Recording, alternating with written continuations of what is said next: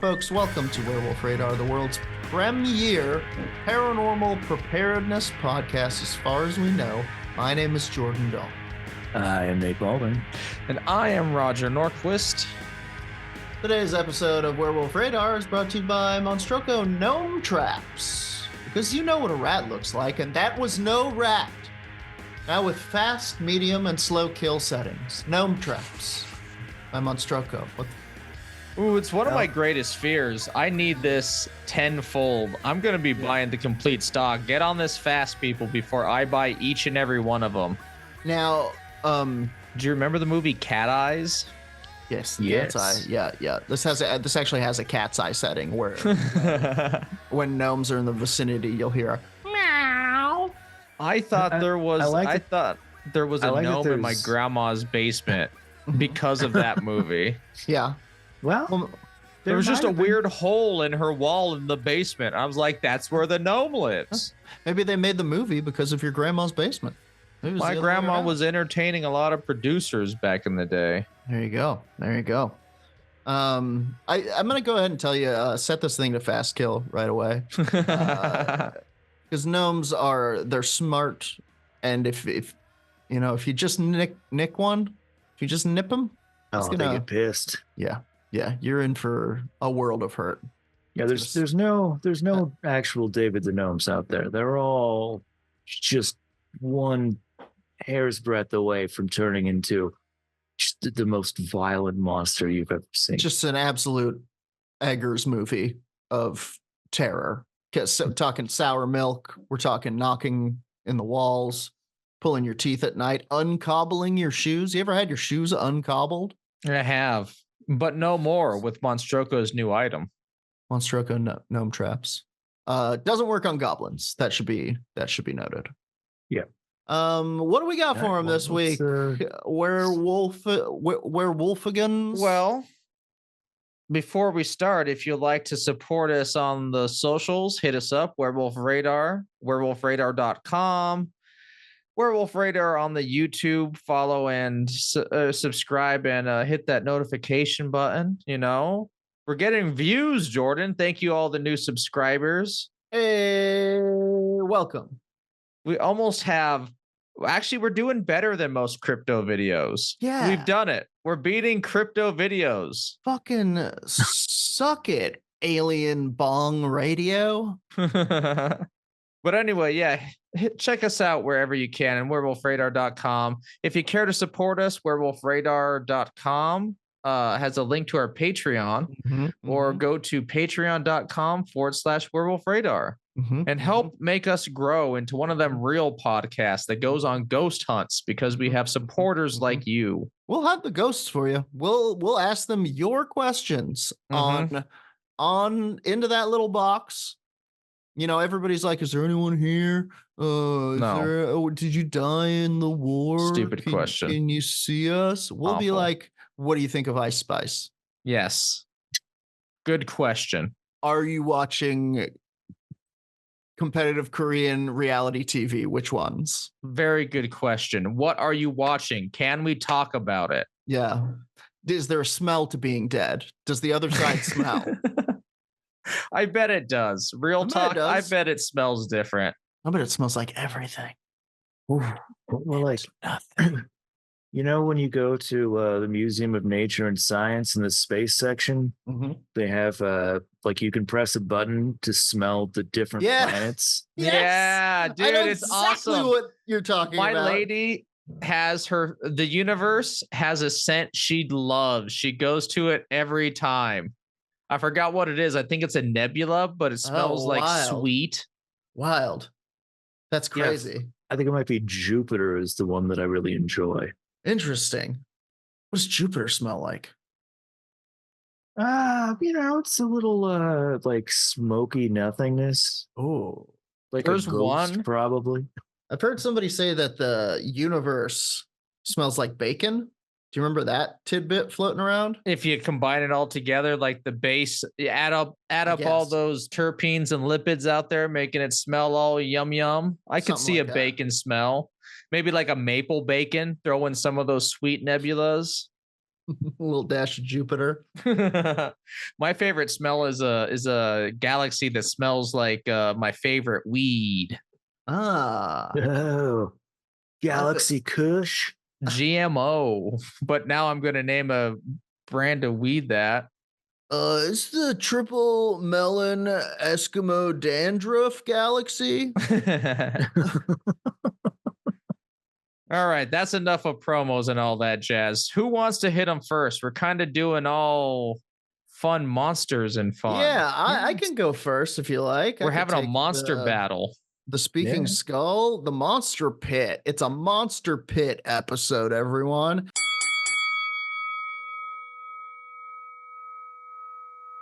We're going to dive into the Monster Pit and shine our flashlight around, revealing different monsters unto you, the listener. So everyone has the ability to share as well if you need. So shut up out there in Radioland. All of you in Radioland, be quiet for a moment. And listen to this, bucko. I like, what do you think about this new confrontational style I'm employing? I'm a fan of it. I was a fan of it, but then you got scared. You got too close to the sun. I got too close, and then I had to ask for reassurance. And That's kind of what I want the fireside chats to have been. You think the government's doing bad? Fight me, bucko. Get into the monster pit. Put on the harness. Jump into the monster pit. So I was watching a video, an 1.5 hour long YouTube video titled Britain's Werewolf Problem.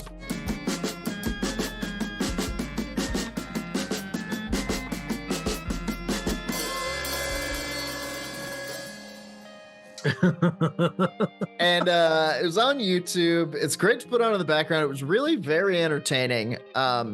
But the guy in it, has such an interesting accent. It's wild. He's from some very specific part of England, or maybe he's like from another country by way of a specific part of England. But he says dark like Derek. Oh.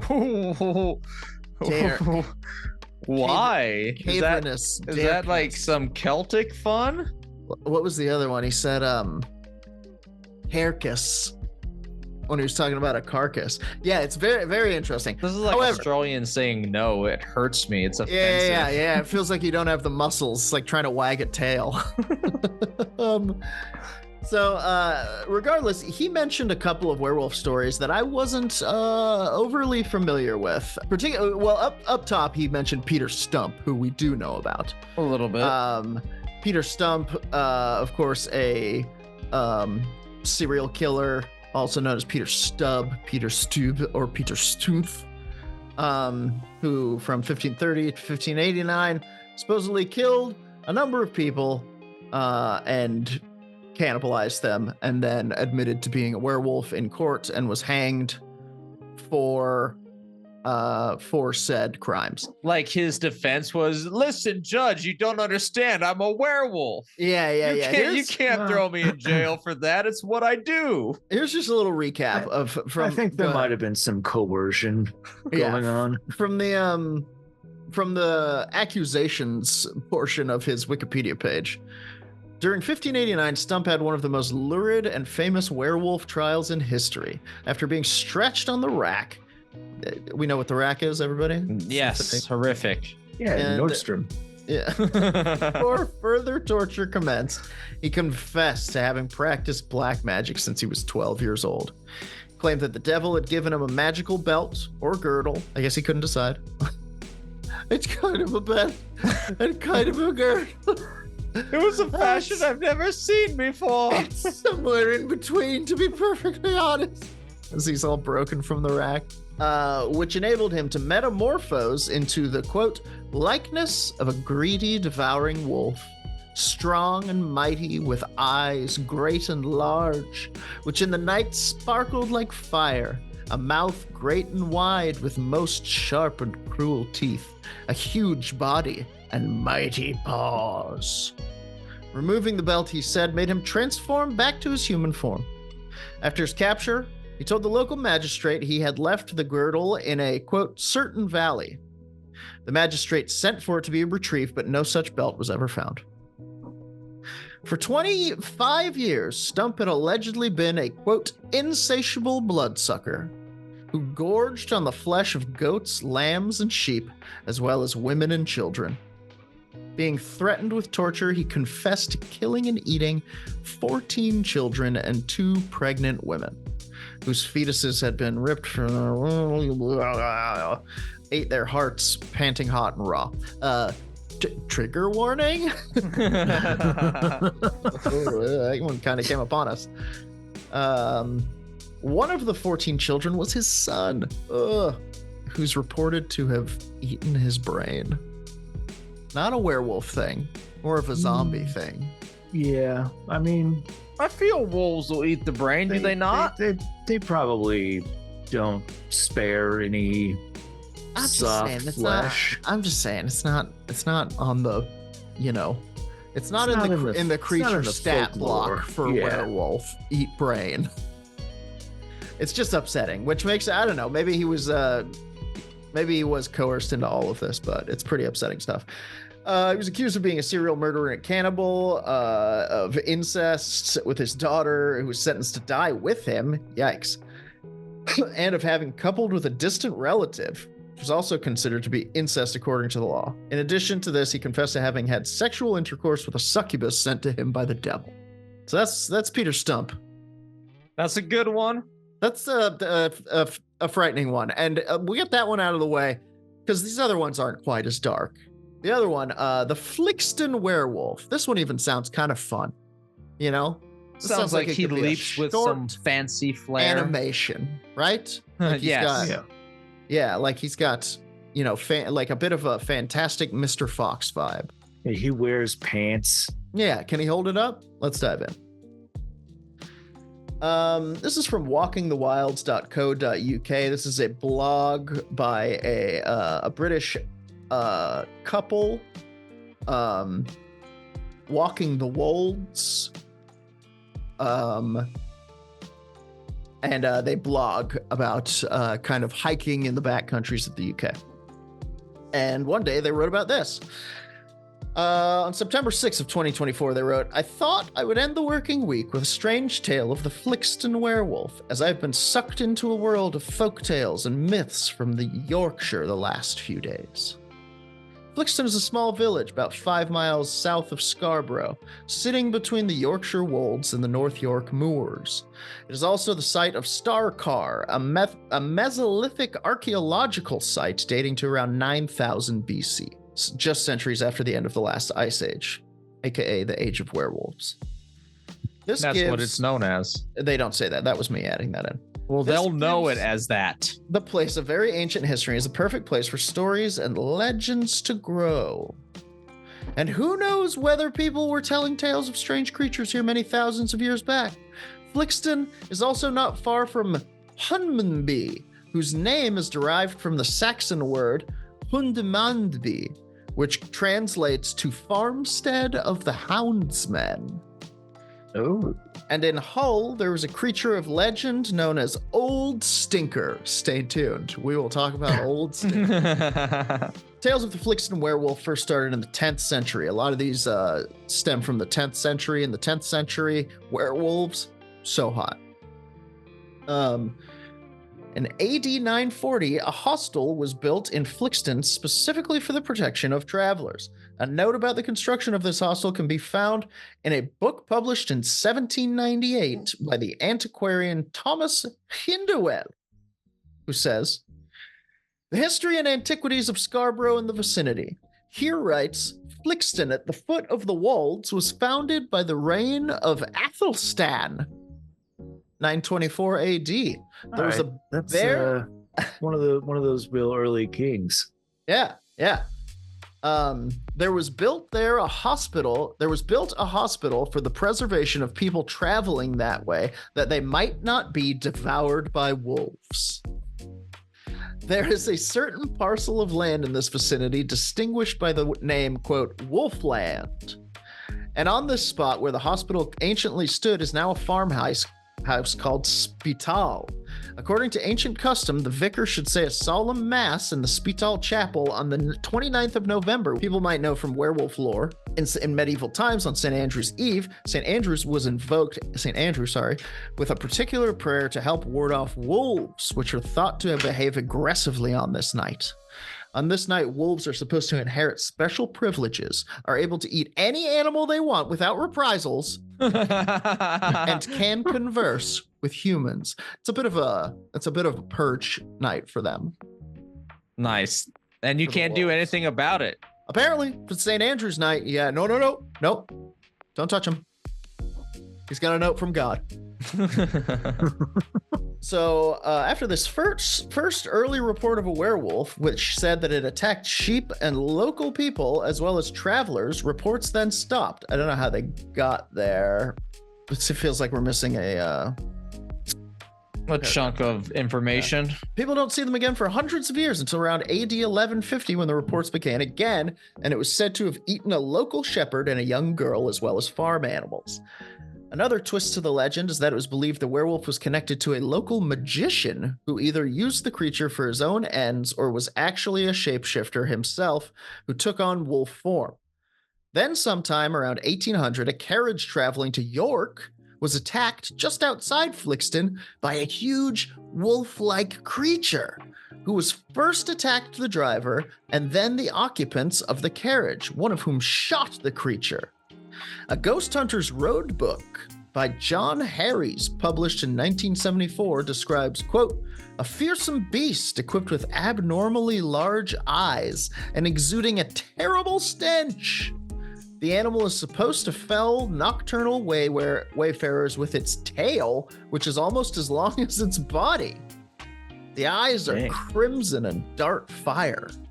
The book also tells of a, quote, wizard with dark powers with the dark power to shapeshift roaming the area of Flixton. Recent accounts from the early 70s include a spate of sightings that were reported throughout the Flixton area.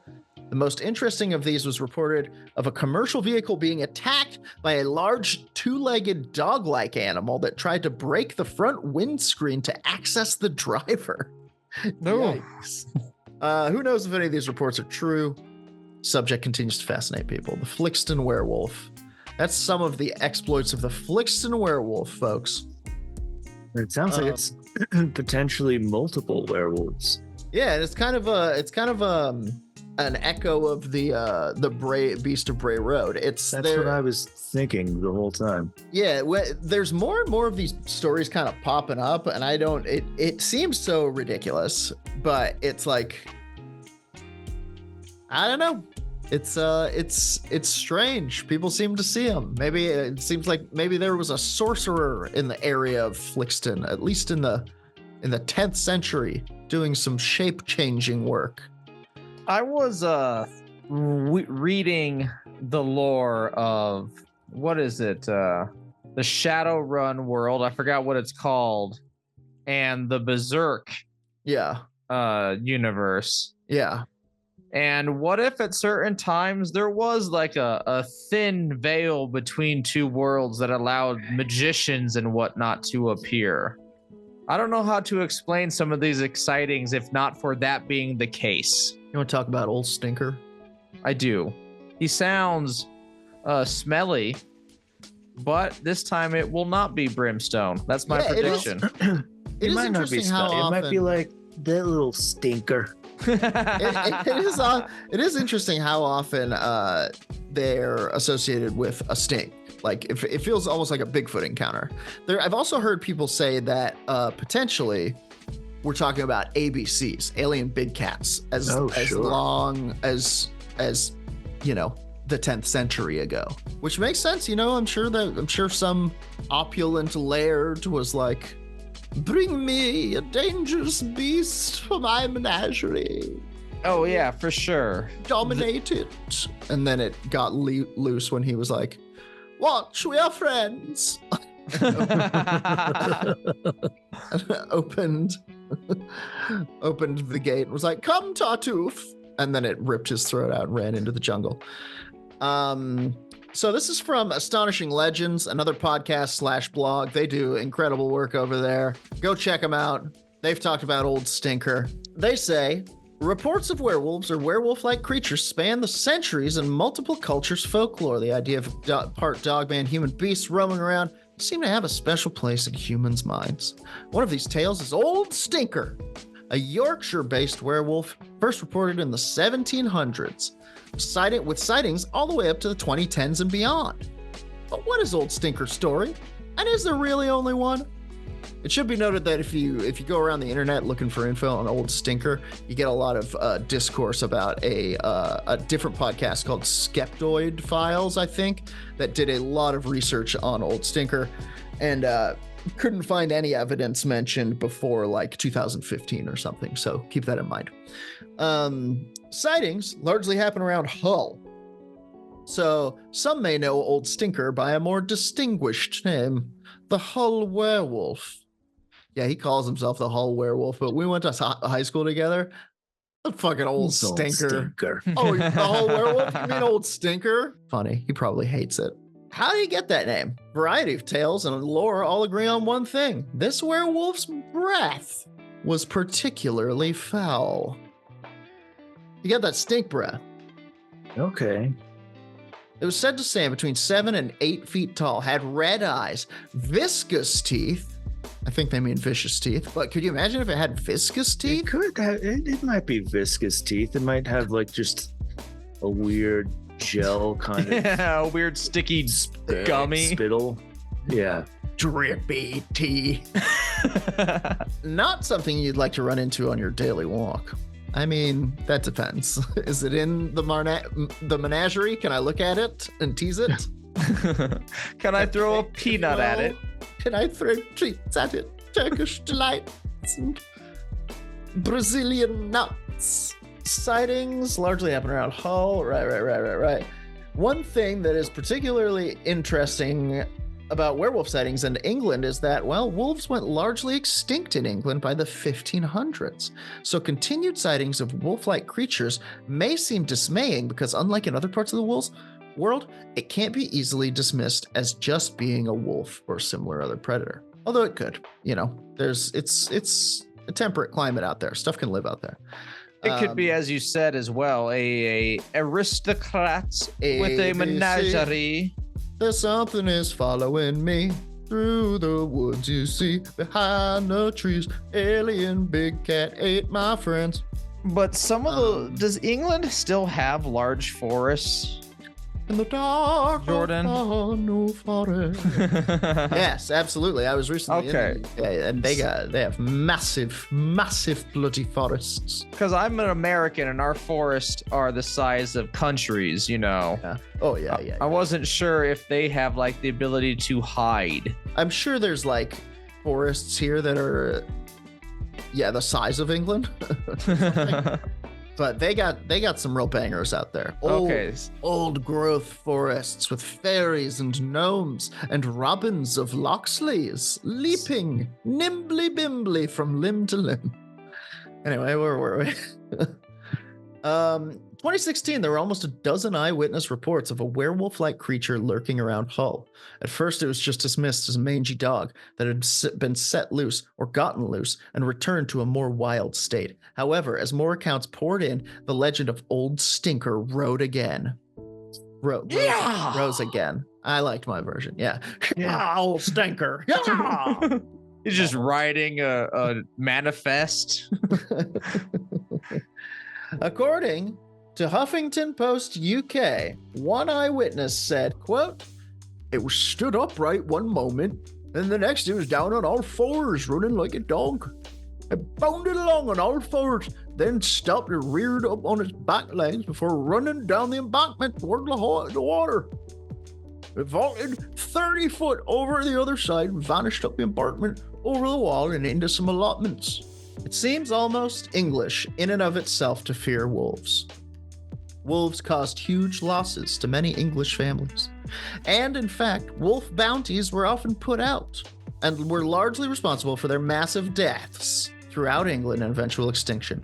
Seeing Old Stinker likely brings up centuries-long fear and adrenaline. You think that's true? Do you think the Brits have an innate national hatred of wolves? I mean, I could Yes. definitely see it. They've been holding a few grudges for many, many years. I think legend-wise, yes. I think they got and the Germans as well. I think collectively there's a lot of hatred towards the wolves. I think the wolves really fucked with Europeans in like that whole kind of Dark Ages thing. They controlled the woods. Don't go in the woods, child. Well, and also I think a lot of people like didn't have windows, so you could like put your baby down and a wolf would come in and just be like, I'll have that. I'll take that back into the woods. These Astonishing Legends quotes another source here. The Conversation puts forth the Conversation is the name of the website, the article. Puts forth an enlightening argument at the end of their article about the recent sightings. This is a quote from The Conversation. Rather than being dismissed as a rather fishy tale, Old Stinker can activate the wolf warrior in all of us and allow us to lament the last wolves that ran free in English forests. Far from being a curse, he is a gift. He can initiate rewilding debates and redeem the big bad wolf that filled our childhood nightmares, reminding us that it is often humans, not wolves or the supernatural, that we should fear. Well, I agree with that sentiment entirely. That I agree. sentiment technically reads as he wants the wolves to take the child. Look. And it is a blessing we have these now. Look, wolves are inscrutable, unknowable forces of nature. Once a year, we have to give them a little tidbit to ensure a bountiful harvest and the safety of the rest of the tribe. A Wicker Man situation. A Wicker Man Exactly. situation. So those are the werewolves that I wanted to talk about. I think that this last bid to use the Hull werewolf as a rebranding for rewilding of sorts is perhaps altruistic, if not misguided. And it begins with the great rebranding of Old Stinker. I think we got to do something about that nickname. All right, I'll draw a new logo for him. How about New Stinker? How about New Stinker smell tomorrow? Tonight. It sounds like an amazing cologne from. And it's a wolf wearing a tux silhouette. Yeah, you got it. Yeah, absolutely. But it's kind of like it's like just the outline, like real classy Art Deco type shit. Sure, yeah. All right, that does it for my segment that I'm calling, I suppose, Werewolf Radar. Makes sense. For this one, a couple of pings on the radar. I will now spin the speaking skull and allow it to dematerialize, apportating to one of your desktops within moments. Oh, there it is. Oh God, thank God. I thought maybe it got shot down over. Oh, dude, remember last time the army shot down the speaking skull? Oof. Dulce happened. Yeah, the army didn't stand a chance. All right, so this is we're gonna catch up with some weird news, some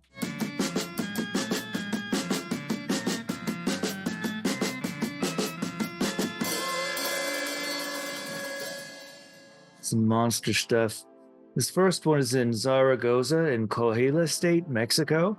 Ooh. Where you're going to see this coming from a mile away. A farmer found 12 dead goats and some barely alive with strange marks on their bodies that were unlike those of dogs, coyotes, or other predators. I know where this is going. La Llorona. Yep. Less than a week later, a farmer at the nearby El Italiano ranch found 12 dead sheep, some with mangled bodies, but others simply frozen as if they died from shock. The remaining sheep were terrified, and the farmer was puzzled as to why his dogs never barked.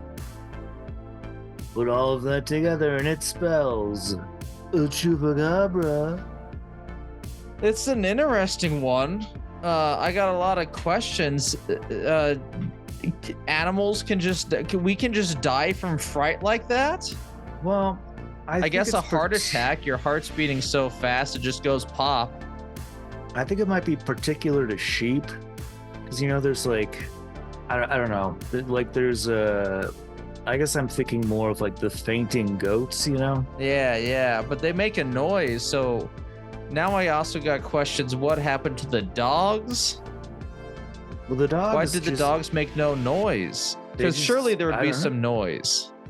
Perhaps the chupacabra exudes a kind of area of effect fear. Yeah, but dogs, they're quieter when they're scared. They tend not to make a noise. They whimper sometimes, but they're quieter. It sounds like they were probably cowering. And then cowering quietly because of the horror that they're looking at. Yeah. We need someone with a dog person who has a dog. And Jordan, you have a dog. I have a dog. Your dog gets scared. Let's say it sees El Chupacabra. It's going throughout the ranch, the situation we have now, Okay. And when it whimpers, is it quiet or loud? You can hear it. She does it so you can hear it. Okay, but it's like quietish, right? Versus like a bark. Mm-hmm. We could have whimpering dogs then, and they just didn't hear it. It's quiet. Yeah. I think these were probably outside dogs. They were supposed to be guarding the flock. Because I had a question on whether or not, like, why the dogs weren't alerted by the presence of El Chupacabra here. Or maybe Chupacabra was traveling by shadow. Oh. It's a shadow walker? And they just had no idea it was there. Dang. Made no sound, made no smell. The opposite of El Dang, Stinker. son. That freaked me the fuck out, dude. So, to wrap us up, because of tangents, we have El Chupacabra, some dead ones with mysterious bites, not related to coyotes or some prey known. We got sheep or whatever, frozen, dead with fright, literally, and then totally frightened sheep or whatever. Yep. Okay. I feel that was a smooth introduction. No one knows Jordan was gone for several minutes. I needed a protein. I was getting dizzy. I've created a bucket of chicken that I can dip into in the fridge at any time. Here's kind of an interesting thing about UFOs and alien disclosure. Apparently, a document making the rounds is an interview given by a Jesuit priest and astronomer, Father Jose Funes, who, when he was director of the Vatican Observatory between 06 and 15, by not openly discussing the possibility of aliens coming to Earth, but stating that extraterrestrials may not need redemption because they might have remained in full friendship with their creator. Oh. So they're like a class of angel? Yeah, that's kind of what they're saying. Supporters of disclosure hope that religious acceptance of aliens will help U.S. and world leaders get over their fear that it will cause panic among many religious people. I mean, it still will, but... So, like, these guys are hoping. That's a word. The hopening. Right? The hopening. These guys are hoping that when it happens, when the aliens show up, they're going to come down and be like, guys, we're angels. It's cool. And one of us was God. And everybody will be like, whoa, you guys are angels? That rules. And they won't feel completely tricked and horrified. I could see it. People, if the last 10 years or so has proven anything to me, it's that people will will accept almost anything if it means not having to say they were wrong. Yeah. They love confirmation bias. It's definitely true. I could see people being like, okay, y'all are angels then. Then we're going to jump to Oklahoma City, where a guy by the name of Chris Frederick uploaded a video of a UFO he described as a jelly bean. Ooh. That he, his wife, and many of their neighbors witnessed recently. Yeah.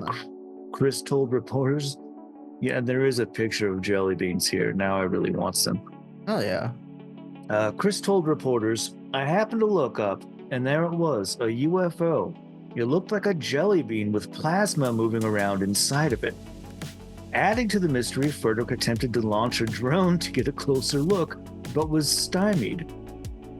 When I tried to take off, I got a can't take off due to electromagnetic interference message, and gave up after multiple attempts during the 4 hours the plasma jelly bean UFO was overhead. Wow. That's crazy. That's a long time to maintain a plasma jelly bean. The witnesses said it had no standard aviation lights or transponder signals, so it was not a plane from the nearby Will Rogers World Airport. And then this thing also, real fun, it posits, do UFOs suddenly take on the shape of candy near Valentine's Day, Easter, and Halloween? Of course they do. Yeah, why wouldn't they? They celebrate it too. Yeah, they love that stuff. Always leave treats out for your alien neighbors. Yeah. Exactly. If you're cold, they're cold. That's them it. Yeah, just leave a bowl out front, says, please just take one, and see that all disappear after 5 minutes. For those who believe that humans have a soul that leaves the body after death but need proof for their disbelieving friends, Dr. Stuart Hammeroff, an anesthesiologist and professor at the University of Arizona, claims to have it. In his new study, he describes how EEGs hooked up to patients showing no blood pressure or heart rates suddenly show a burst of activity called gamma synchrony, lasting 30 to 90 seconds after the patient is deemed clinically dead. He believes this burst of wave of activity is indicative of a near-death experience, or it could be the soul leaving the body. To skeptics, he explains that consciousness may such minimal energy and exists at such a deep level that it could be the last thing to go during the dying process. So, I mean, that's kind of interesting because I feel like it's kind of the first thing to go is brain death, typically. Sure. Interesting. You want to ask a doctor? Or do you want to ask AI? I want to ask AI.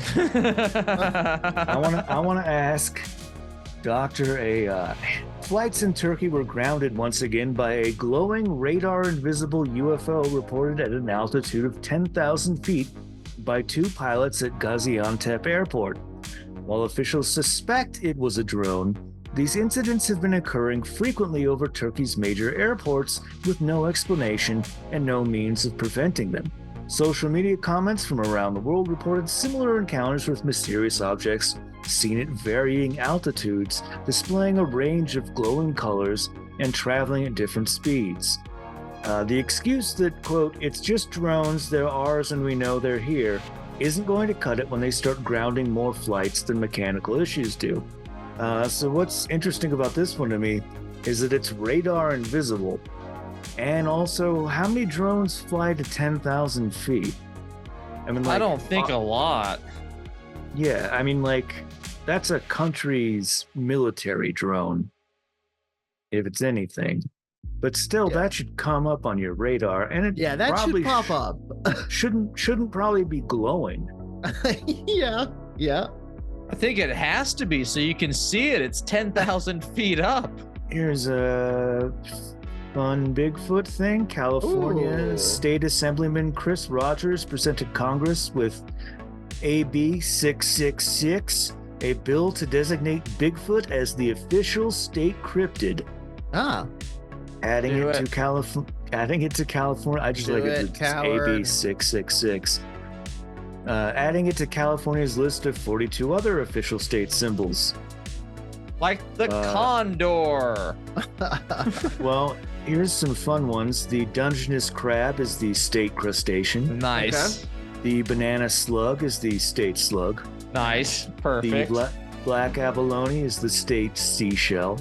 Okay, great choice. And soon, Bigfoot will be the state cryptid. Doesn't Washington kind of have that on lock? I think they fight. I mean, they long ago designated it a endangered species. Yeah. I feel like this could cause tension. Mm-hmm. You think there's going to be a war between Washington and California, and Oregon's going to be stuck in the middle? Unless I got geography wrong. Or maybe they make Bigfoot the king cratered. of Oregon. And Bigfoot rules both north and south from his vast throne of, Sure. I'm gonna guess, pine cones?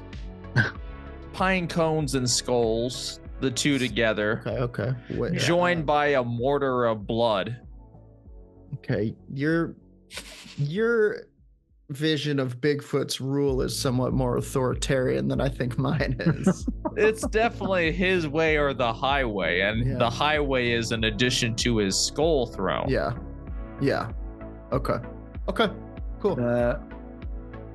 Journalist and UFO investigator Ross Coulthart interviewed Dr. Andrew Morgan, a scientist researching unexplained orbs hovering close to a major U.S. military base in part of the desert known as Australia's Skinwalker Ranch. Morgan is convinced that the orb-like objects he and others have seen and recorded are non-human intelligence because their behavior is inconsistent with natural or environmental causes, and that they're closely related to the other orbs seen at military installations around the world. So, I mean, that's kind of cool, but not mind-blowing. It kind of blew my mind a little bit, but I'm stupid. I mean, not hard to blow my mind. There's always orbs around military installations. Yeah, but what are your they? Eyes are kind of messed up. There's always orbs everywhere. Halos and like little dark spots. But what are they? Like, that's the thing that is so mysterious to me. To where like it.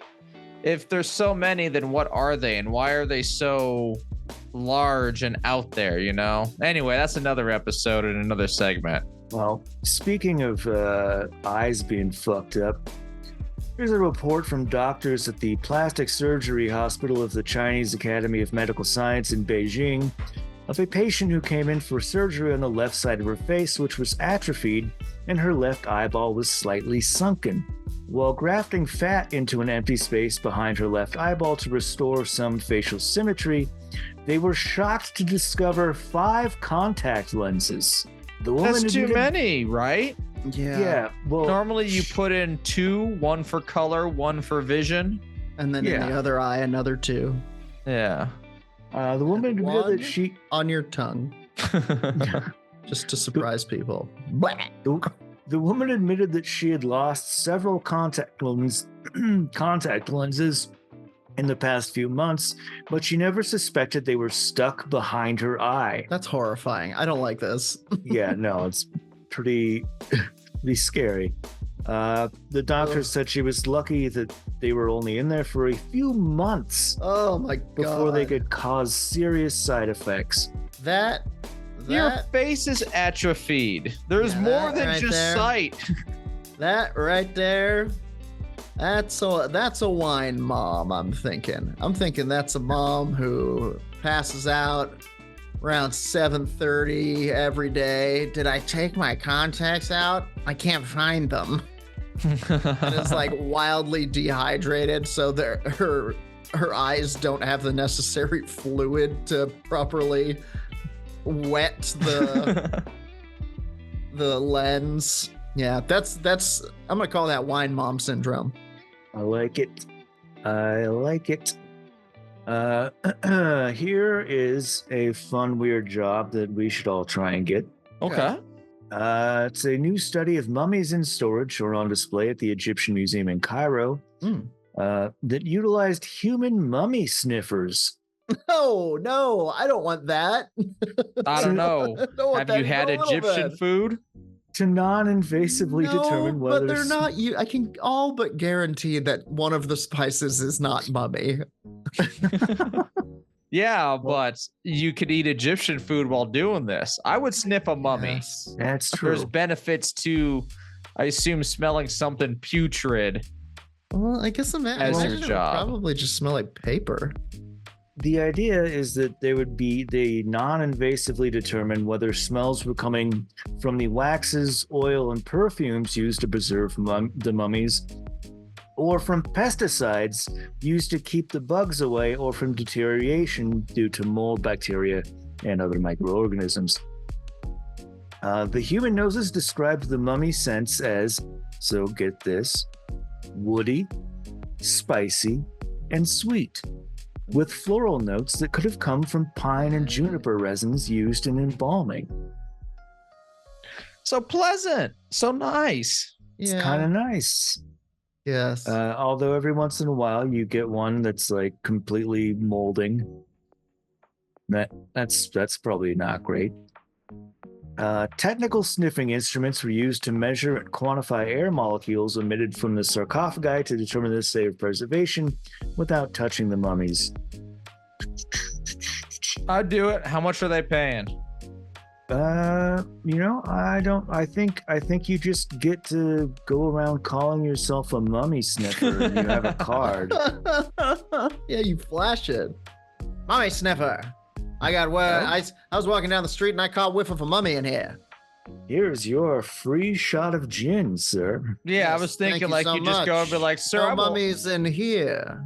I get a free meal. I am the nation's premier mummy sniffer. Yeah, absolutely. But I think you leverage it in the way that Nate pointed out, which is like you come in and you're like, oh, we got word that this place is crawling with mummies. And I think I smell one. Or is that your delicious cat ragout? So it's a bribe situation. Exactly. And then they're like, yes, you can have some of the ragout. And you have some, and you're like, you know what? I guess I was mistaken. There's no mummies in here after all. But I'll be back to check bi-weekly, probably. Is that okay?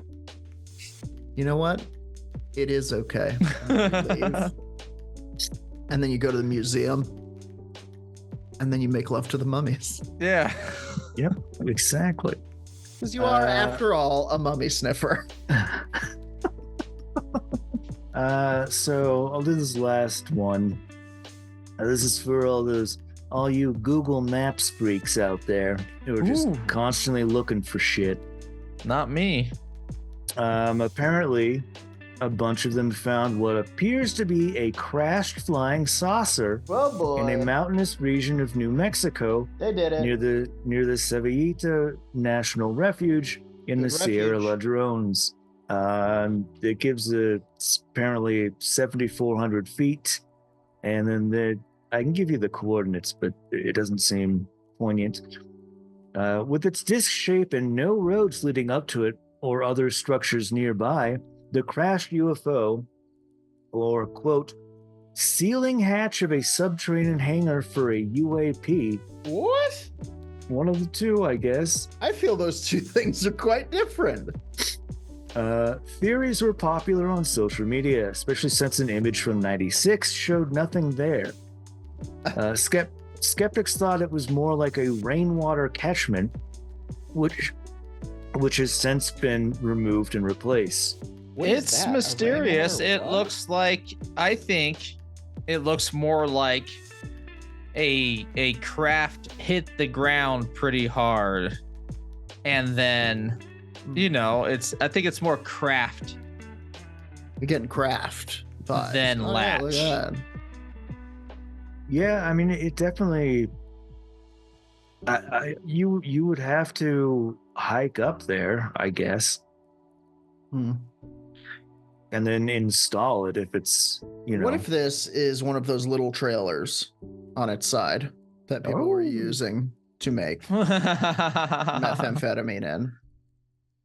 And then there's definitely that. could be. There's always the meth theory. There's always meth. It's Occam's razor blade that he uses to chop up lines of meth.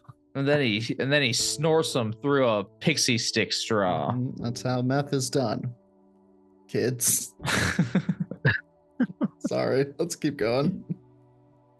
All right, well, I'm going to take the speaking skull, spin it on my finger like like a basketball in the hands Whoa. of a globetrotter. I hear a Whoa. spooky Harlem Globetrotter theme playing.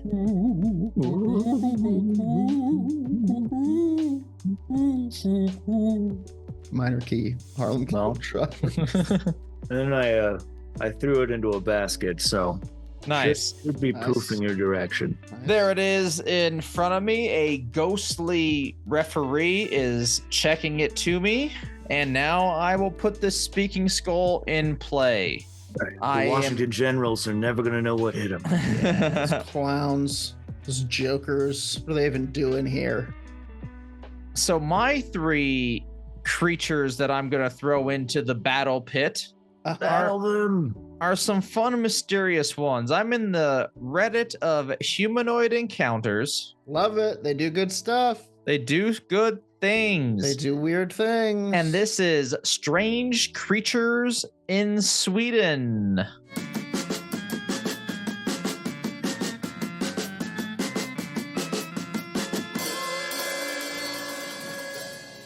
Heck yeah. Part 1 by a Johan Heri 74. And this is a catalog of monsters seen in Sweden throughout the decades. I have some from 1959. It goes, I think, ends with the most recent in 1992. Let me start with the one I would send first in a Pokemon battle to trick you all. To trick us. Yes, Damn, I'm gonna throw this- cunning Pokemon trainer. I am. I'm gonna throw this small man in tall grass at you. Oh no, it's super effective. It's a grass type humanoid encounter. Let me show you the picture because it looks awesome. Show that grass man. Oh, Oh, it looks that like an is- alien. That's wild. Little man in the grass.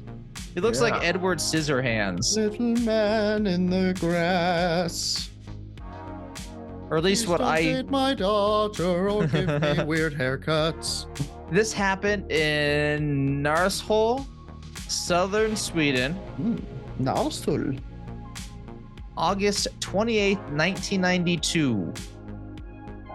A woman was picking flowers in the forest when she noticed something by a nearby trail. It was a small man figure standing in the grass. It had parted the grass and was standing there watching her. It wore a black, blue, or dark brown coverall that also covered its head. Okay. The face was somewhat yellow in color, the eyes were dark, and it had fairly human facial features. Okay. After about 10 seconds, it bent down towards the left and disappeared. Interesting.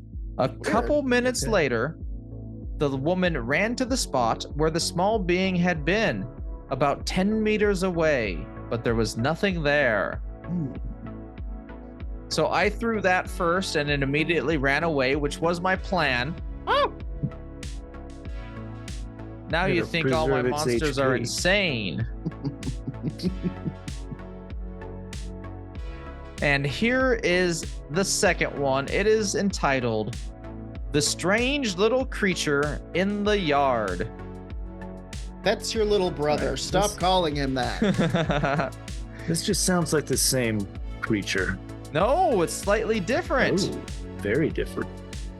Oh. It's got 2 eyes, which the other one did. And that is about it.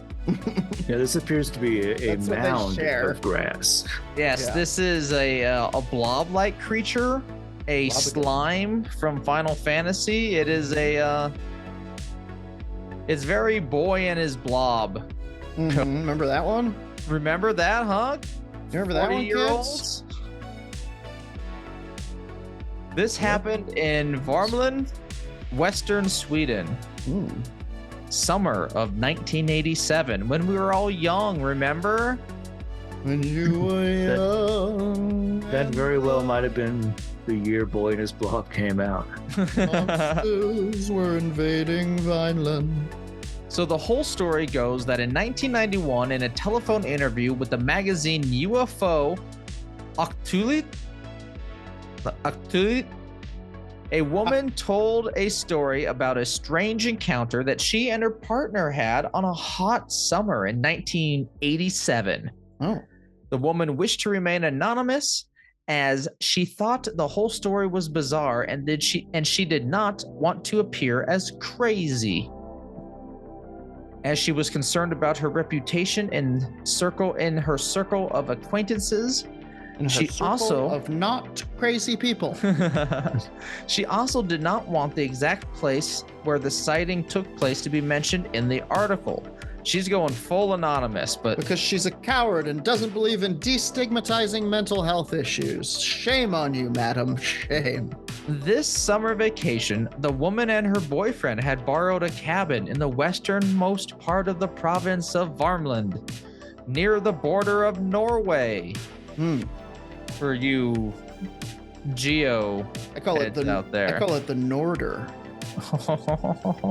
Oh, clever. Thank you. It was a Sunday morning and it was 11 o'clock. The woman was standing outside brushing her teeth by a stone in the yard. Picturesque. That might be one of the most Scandinavian things I've heard in a while. Truly. Quite Scandinave. She often stood here in the morning doing this. Suddenly, she saw some grass in her front yard. She bent forward to get a better look and then saw a small creature looking back at her. Oh. The woman could hardly believe her eyes. The creature was no larger than a clasped hand of an adult, about 10 centimeters tall or 4 inches. Look at his little duckus. It just stood there watching her without moving. Oh, hello. The creature was light green with what looked like darker stripes on it at the top of its head. Making little Scandinavian sounds. A door. It had small brown eyes that glistened in the sun. It almost had the shape of a classic ghost. Like when someone dressed up with a sheet. The lower part of the creature looked like it was floating onto the grass, like flowing out into the grass. It was being merged with the grass. Okay. Yeah, She remembers like a grass creature. Grass. we're in elf territory. We are in elf territory. We are firmly in elf. This is the Feyland. She remembers no other details. The woman said she stood and watched the creature for about 5 minutes without it moving. But she was absolutely certain she had seen something alive in front of her. She didn't think it was an animal because she couldn't think of anything like it. After a while, she called her boyfriend, who then came out. He also got to see the creature. He could not understand what it was. They thought they should touch it, but none of them dared. Yeah. The woman thought she might put it in a glass jar, but something inside her told her not to do this. Don't put me in a glass jar. That's probably a good instinct. Yeah. Don't trap your local elf. They also thought about poking it with a stick, but they didn't do this either. Okay, you can do that one. They said that they stayed there for 5 minutes and only left because they had to run some errands in the nearby village. They were like, well, this has been fun and interesting, but we need to get milk. Yeah. You need to go to the post office. I need to grab milk. We can't keep staring at this mysterious creature that's a once in a lifetime situation. Yeah. Should we get a picture? No. Milk.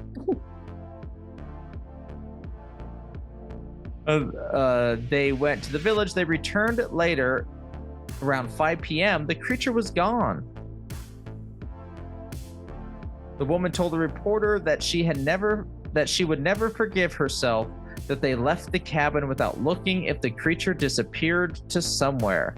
It would be 2 years before the woman told anyone of the incident, and the person she told was her mother.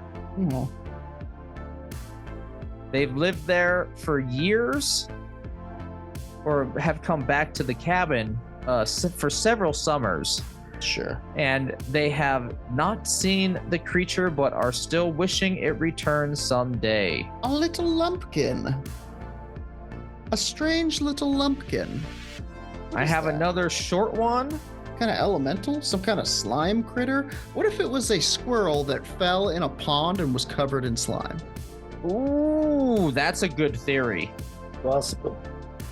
And the grass was just cut, and they use like one of those push mowers, so there's a lot Yeah. of like long grass cuts everywhere. Right. Yeah. Clippings all over the place. Yes. Just saying.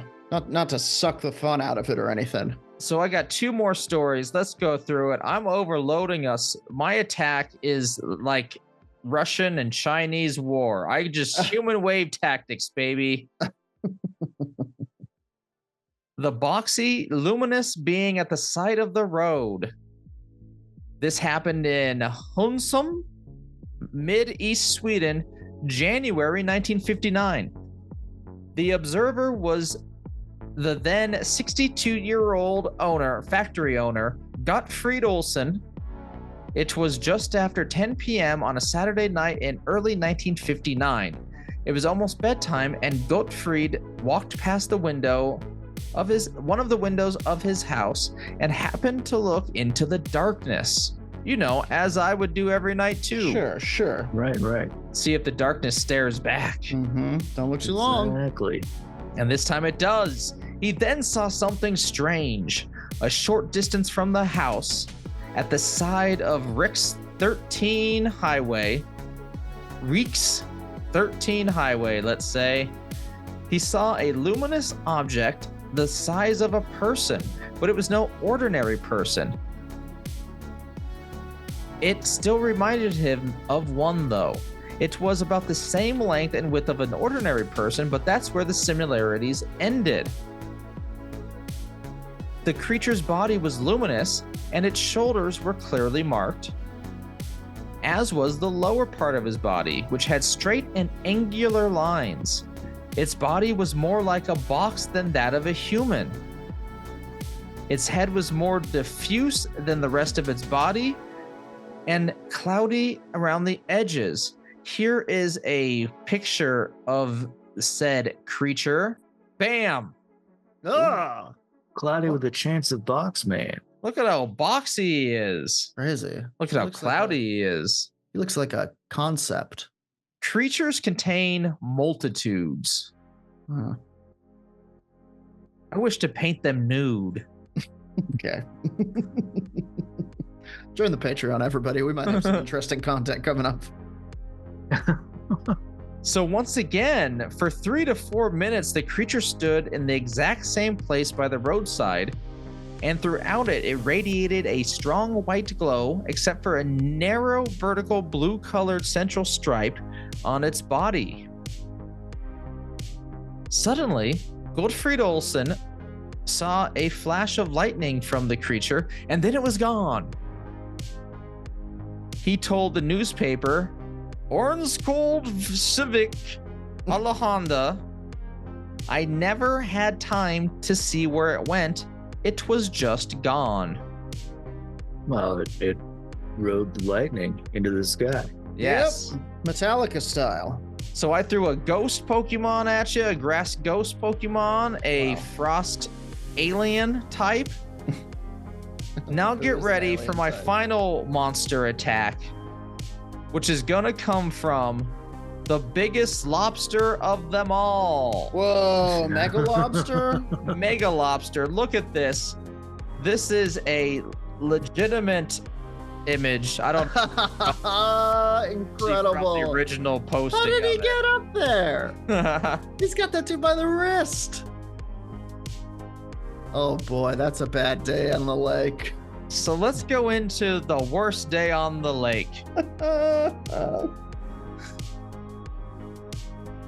This is written by a Stephen Collins for the Sun Journal, being the community's bright spot since 1847. Oh, I made up their tag, but they should think about using it. pretty good. I was buying it instantly. Yeah, no, I can write some copy. Give me money, Sun Journal. As So Roger's this is close actually friend, I'm gonna about go ahead and say you shouldn't give him any money, Journal. Give me money. He will use it for dangerous science.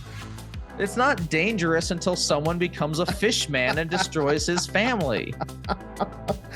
At which point I will have succeeded. So this is about, as I said, a gigantic lobster, a monstrous-sized lobster. As you saw in the picture, it's like the size of a man. Yeah. This is from an older article. Too much lobster.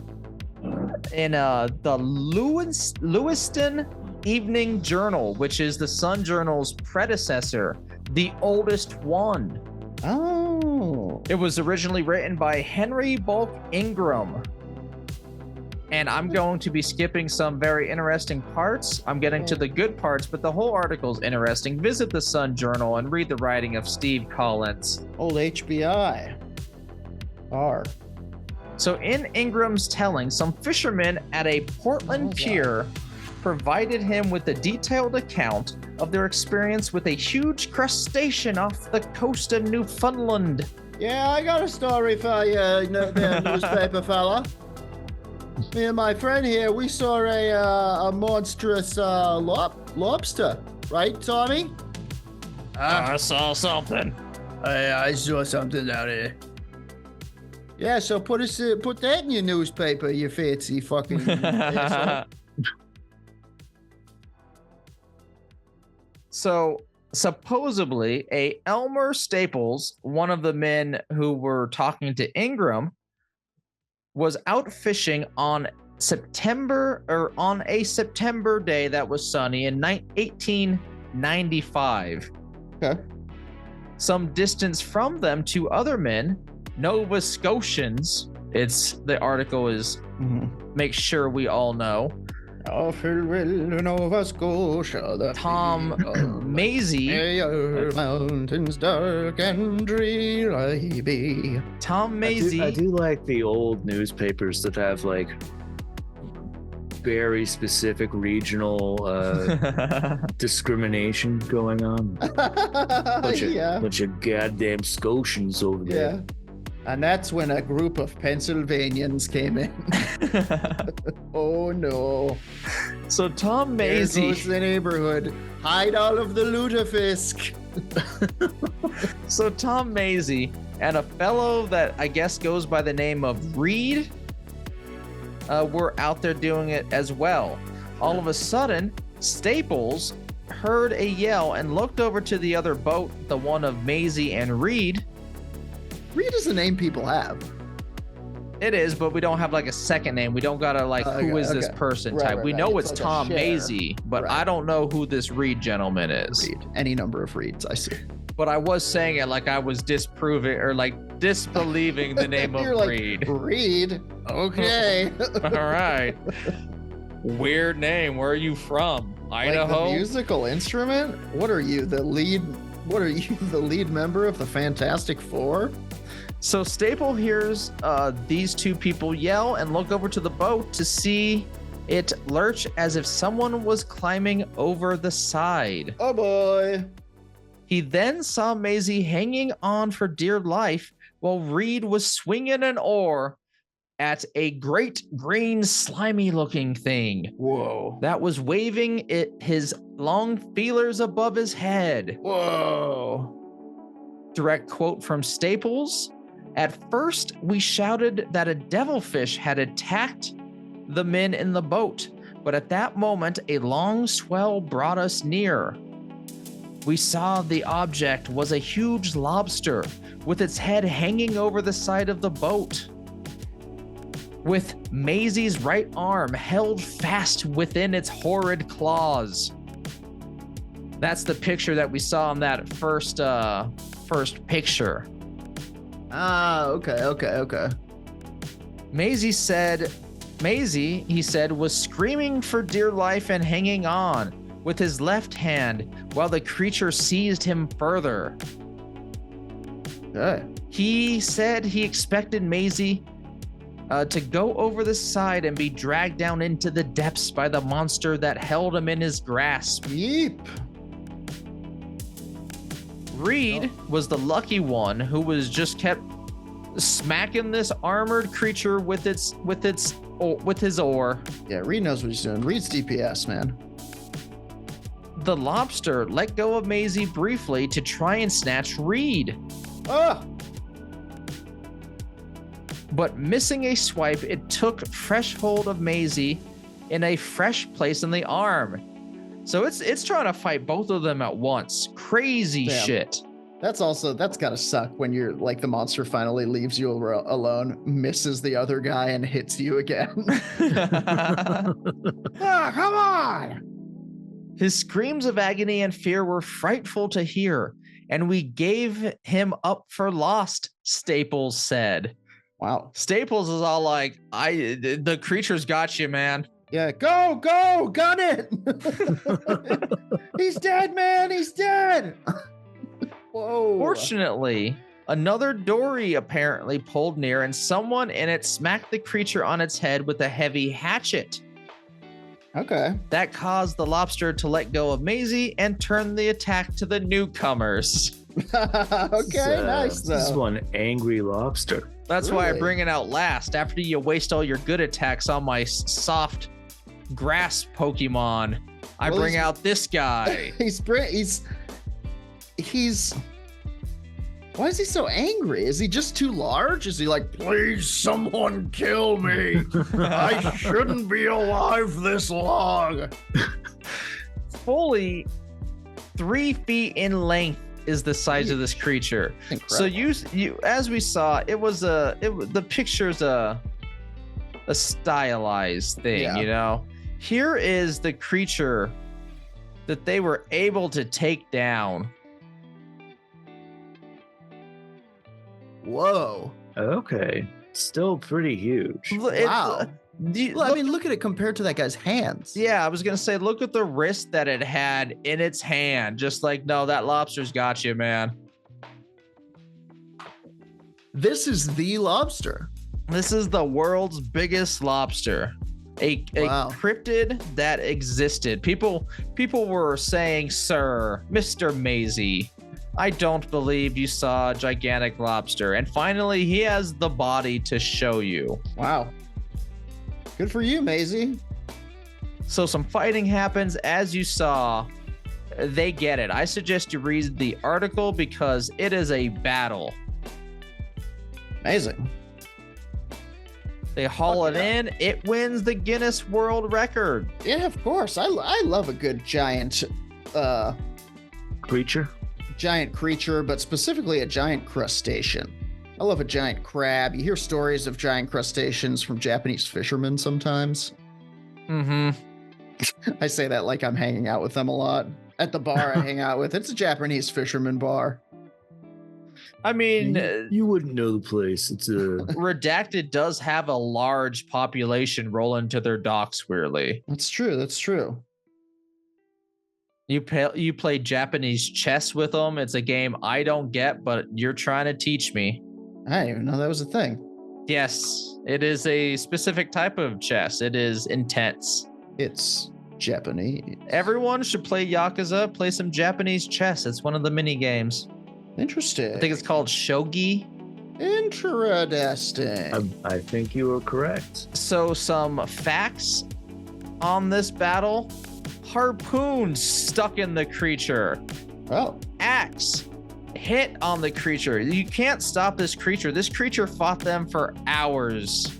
axe hit. Reed, this is a quote, and then I'll put the skull back into the storing room. Into its charging cradle. Yes. Reed said that he and Maisie recoiled in horror. I kind of like recoiled in Hoyle. In horror, as it waved its long tentacles in their face and turned its green eyes, which seemed to be set the long of the tubes at them.